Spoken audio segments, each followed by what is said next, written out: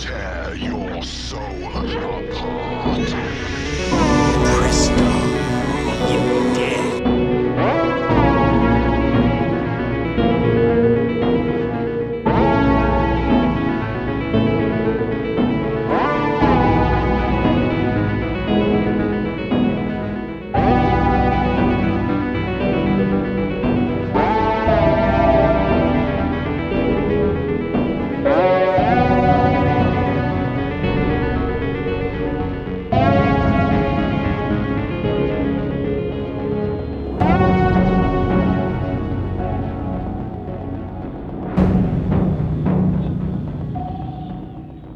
Bonjour mes amis, j'espère que vous allez bien. Aujourd'hui, une nouvelle vidéo rétrospective avec mon frère David. Comment vas-tu mon frère? Super, la pêche.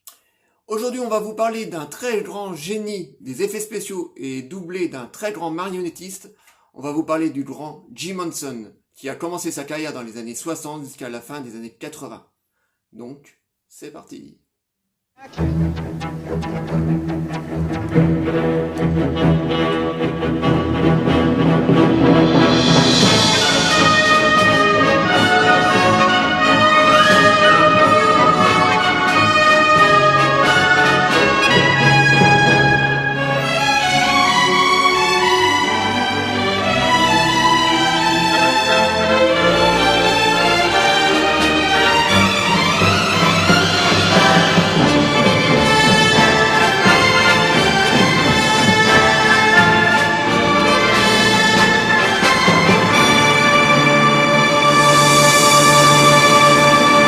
Jim Henson, de son vrai nom, James Murray, est un artiste qui est né en 1936, le 24 septembre, au Mississippi.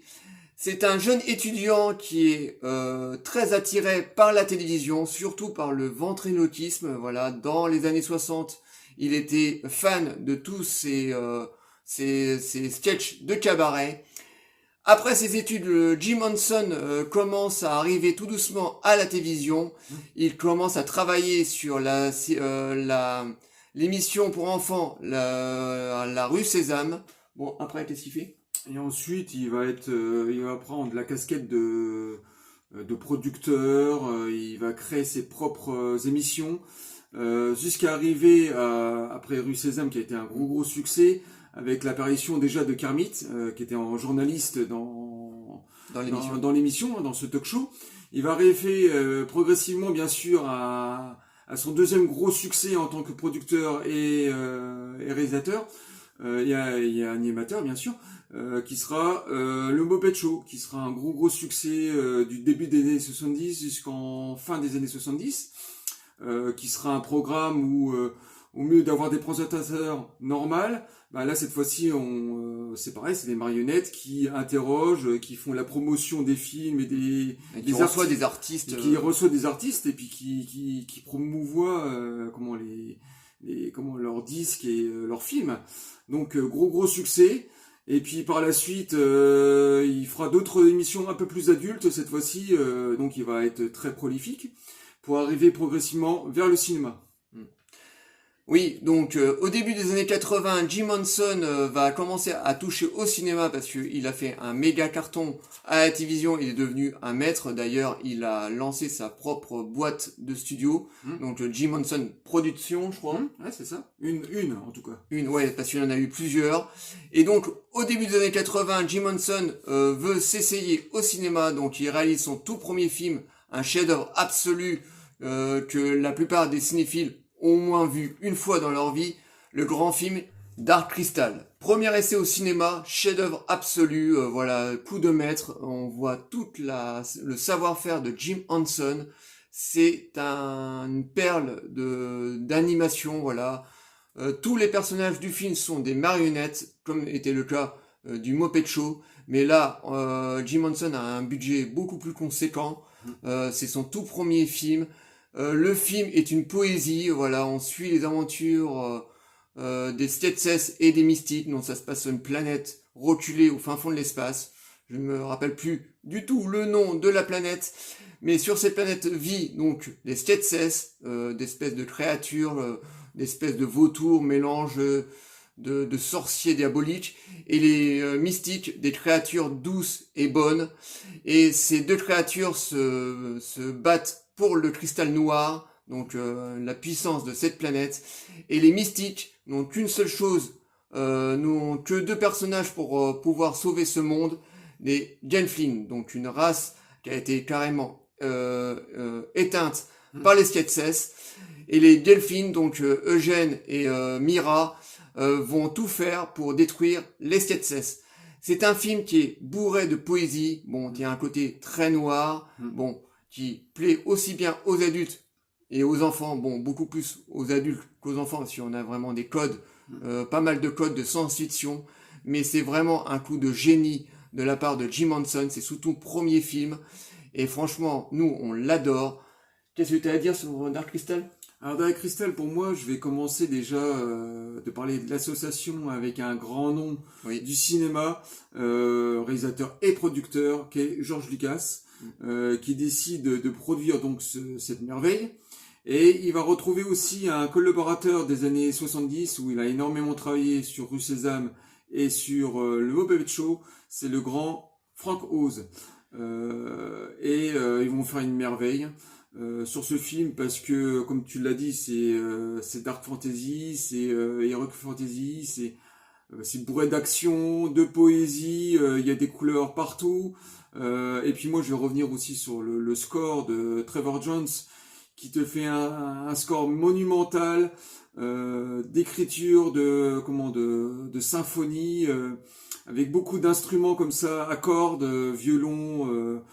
C'est très déchirant, c'est galvanisant. Ouais, très belle musique. C'est magnifique. D'ailleurs, il reviendra sur un film après. On va parler d'un autre film qui va marquer aussi la carrière de Jim Henson.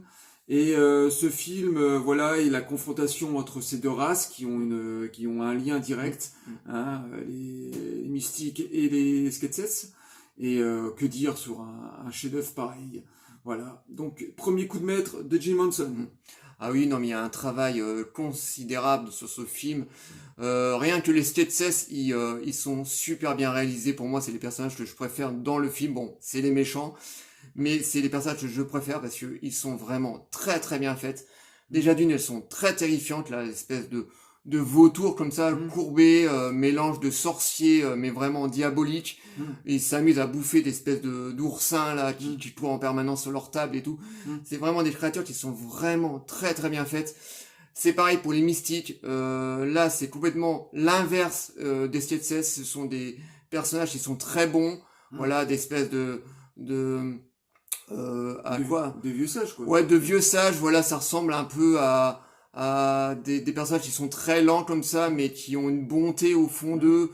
Une philosophie parfaite, quoi. Voilà, en plus une philosophie parfaite, donc à qui on s'attache très rapidement. Et puis on a ces deux Gelflings là, ces deux personnages qui, voilà, ces deux enfants, parce que ce sont des enfants, à qui on leur donne la lourde tâche d'aller sauver leur monde. Voilà, donc au début ce sont des personnages assez naïfs, voilà, surtout Eugène, lui qui est tout jeune. Il ne sait pas encore qu'il va être l'élu de cette histoire pour sauver la planète de ces fameux Skeksis. Donc tout est merveilleusement mis en scène, voilà, tout est fait en studio, les décors sont magnifiques, les marionnettes sont plus vraies que nature, c'est vraiment un joyau de Jim Henson. C'est son plus grand film, hein, on peut dire. C'est son tout premier film, c'est un coup de maître. Pour vous, parmi vous, qui ne connaissez absolument pas Dark Crystal, franchement, regardez-le, c'est un merveille de poésie, en termes d'aventure, en termes de scènes de science-fiction, c'est vraiment le tip top, voilà, ce qu'on peut faire de mieux en termes de marionnettes. On a des personnages vraiment qui sont très très bons. On parle aussi de la sorcière, là, de son œil, là, qui Evra, je crois, elle s'appelle comme ça, Evra, je crois. Ouais. Et franchement, on a une galerie de personnages qui sont vraiment excellentes. L'histoire est simple, mais très très bonne, donc c'était le tout premier coup de maître de Jim Henson, mais attention. Et en plus, je dirais aussi sur une structure super courte, hein, le film il fait que 90 minutes, hein, c'est toujours admirable, hein, c'est comparé à aujourd'hui. Et donc, Voilà, premier film de Jim Henson au début des années 80, mais purée, quel coup de maître. Après le beau succès qu'a rencontré Dark Crystal au cinéma, Jim Henson va revenir un petit peu à ses amours, donc à son talk show des années 70, le Muppet Show, à qui il va réaliser 2-3 films qui ont eu un petit succès relatif. Et juste en 87, où là il va réaliser son deuxième gros film, Labyrinthe. Alors c'est un film féerique, assez beaucoup plus pour les enfants et beaucoup moins pour les adultes. Voilà, un film musical bourré encore une fois de marionnettes. Nous suivons les aventures d'une jeune fille à qui son petit frère a été kidnappé par le roi des gobelins, donc dans un monde féerique. Cette jeune fille va tout faire pour récupérer son petit frère. Alors c'est un film qui est très féerique. Alors moi je ne suis pas un très très grand fan de ce film. J'ai toujours eu un peu du mal avec les chansons parce que c'est un film musical. Ça chante en permanence, mais je reconnais que Jim Henson a fait encore un travail remarquable dans ce film. Voilà, c'est encore beaucoup plus riche que Dark Crystal en termes de personnages. Là, on a des personnages à tous les niveaux, que ce soit des petites créatures aux grosses créatures. Vraiment, là, il se fait vraiment plaisir. Et il ouvre toute l'imagination de son talent. C'est un film donc que David aime beaucoup. Voilà, dis-moi ce que tu veux en dire du film. Bah déjà, on va revenir sur la production. Hein. On retrouve George Lucas derrière. Et ce film pour moi est une merveille parce que je suis pas un grand fan de comédie musicale, mais là c'est la fusion parfaite entre le film de science-fiction pour enfants avec plein de personnages de costumes avec de l'aventure et tout, et en plus mélange de chants comme ça. Et en plus de ça, David Bowie a énormément travaillé sur le score avec de nouveau Trevor Jones, qu'on retrouvait derrière le score. Et là, il y a David Bowie qui a travaillé sur 4 ou 5 chansons, je crois que 5 chansons, au total. Il participe grandement à cette œuvre magistrale, parce qu'on s'ennuie pas une seule minute, hein, entre ces chants, cette aventure haut en couleur, ces multiples situations. C'est noir, en même temps c'est très éclairé. Ah, c'est quand même moins noir que Dark Crystal. Oui, c'est beaucoup moins noir. Mais bon, il y a des parties dans le film où quand même c'est assez sombre. Non, pour moi c'est vraiment une petite merveille. J'aime moins bien sa conclusion finale. La fin du film pour moi est un petit peu bâclée. Mais sinon pour moi c'est vraiment une merveille. En plus, il y a toute cette pop culture des années 80 qui est respectée plus que dans Dark Crystal. Non, pour moi, c'est vraiment un très grand film. Voilà. Et puis on sent que David Bowie, dans son rôle de Jared, là, le roi des gobelins, s'amuse vraiment comme un petit fou. Voilà, il est plutôt bon dans son rôle. Pourtant, c'est un artiste, c'est un chanteur, donc la comédie, c'est pas vraiment son rayon. Mais là, on sent que il s'amuse. Il se lâche complètement, il est plutôt bon. Dans le rôle de la jeune fille, on retrouve une très jeune Jennifer Connelly, donc et qui avait 16 ans à l'époque, n'était pas encore l'artiste qu'on connaît maintenant. Le film, oui, est plutôt bien réalisé. Jim Henson s'éclate vraiment. Là, on voit tout le savoir-faire du bonhomme. Bon, il était bien ancré à Hollywood à ce moment-là, on était en 87. Mais ouais, c'est un film qui est plutôt plaisant. Bon, moi, j'ai du mal avec le film parce que ça chante en permanence, donc c'est très très enfantin aussi. Hein, voilà. Donc faut aimer un petit peu le style du film parce qu'il part un petit peu dans tous les sens. À la fois c'est heroic de fantasy, à la fois c'est un film très très enfantin. Ça chante. Donc moi j'ai un peu du mal, mais David l'aime beaucoup. D'ailleurs on l'a racheté en Blu-ray il y a pas longtemps. Là ils viennent de sortir un Blu-ray 4K. Blu-ray 4K dans une très très belle édition où le film a été remasterisé, mais vraiment c'est de l'orfèvre. Le film est magnifique. Mais voilà, moi j'ai toujours eu du mal un petit peu à Dark Crystal, pas Dark Crystal, excusez-moi. Labyrinthe, mais je préfère beaucoup plus Dark Crystal que Labyrinthe. Mais bon, je reconnais quand même que c'est un film qui est quand même très très bon, très féerique, qui a malheureusement pas rencontré son public à l'époque. Voilà, il a fait un un succès très mitigé, voire limite presque un bidas. Et par la suite, Jim Henson va revenir à la télévision, parce que je crois que c'était son dernier film. Pour le cinéma, oui, pour le cinéma. Jim Henson revient à la télé pour créer 2 séries pour enfants.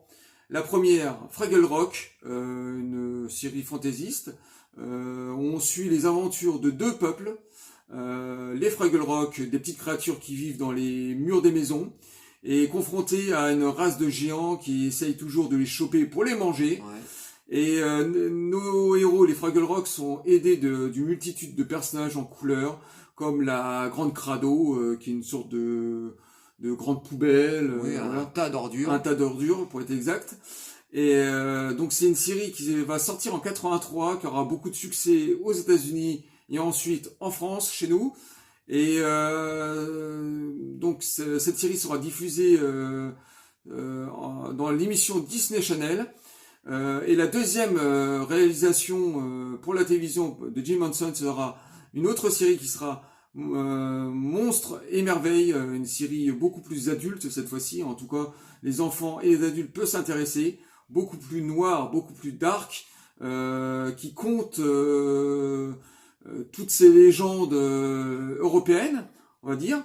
Et malheureusement, cette série n'aura pas beaucoup de succès en France, je crois bien, il me semble. Et elle sera diffusée sur la 5. Et voilà pour ces 2 séries que Jim Henson va faire dans les années 80. Jusqu'au décès malheureux de l'artiste, ouais, parce que Jim Henson est décédé en 90, mais c'est pas pour autant que le monde merveilleux de Jim Henson va s'éteindre, parce que son fils et sa fille vont reprendre les rênes de ses studios.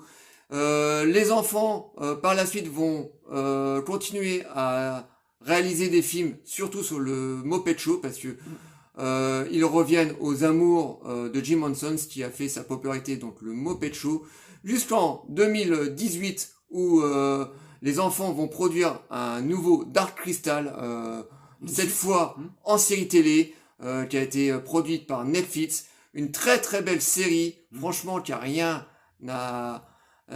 pas à rougir du film de Jim Henson, du film de 82. La série est merveilleuse, vraiment les effets spéciaux sont au top. À la fois on a des marionnettes faits comme à l'époque, mais en même temps on a des effets spéciaux tip top. La série a été réalisée par Louis Leterrier, le réalisateur de l'incroyable Hulk, qui a fait un travail vraiment merveilleux. C'est vraiment un très très bel hommage au monde de Jim Henson. Donc voilà, on voulait absolument vous réaliser une vidéo rétrospective sur ce grand monsieur qui a révolutionné le monde du cinéma dans les années 70-80 jusqu'à la fin des années 90, jusqu'à sa mort, donc en 90.